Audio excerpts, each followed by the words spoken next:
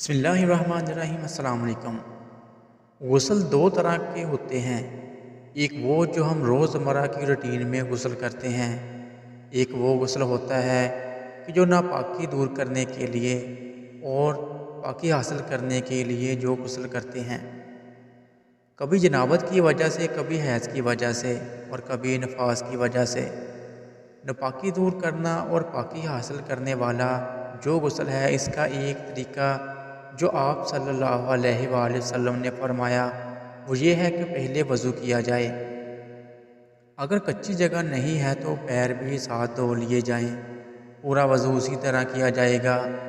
اگر نہانے والی جگہ جو کچی ہے تو پیروں کو آخر میں دھوئیں گے، اس سے پہلے استنجا کرنا ہے، اس کے بعد وضو کرنا ہے۔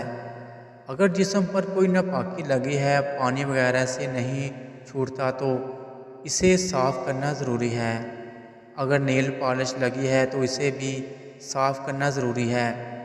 میک اپ لگا ہے تو اسے صاف کرنا ضروری ہے، ورنہ غسل نہیں ہوگا۔ دوسری بات، جب آپ نے استنجا کر لیا، ناپاکی کو دور کر لیا، وضو کرنے کے بعد آپ نے 3 دفعہ اپنے جسم پر پانی بہانا ہے، کوئی عضو خشک نہ رہے۔ 3 بار کلی کرنی ہے۔ 3 دفعہ ناک میں پانی ڈال کر ناک کے نرم حصے پر پانی ڈال کر صاف کرنا ہے۔ غسل میں یا وضو میں پانی کا اسراف گناہ کا ذریعہ ہے۔ اللہ حافظ۔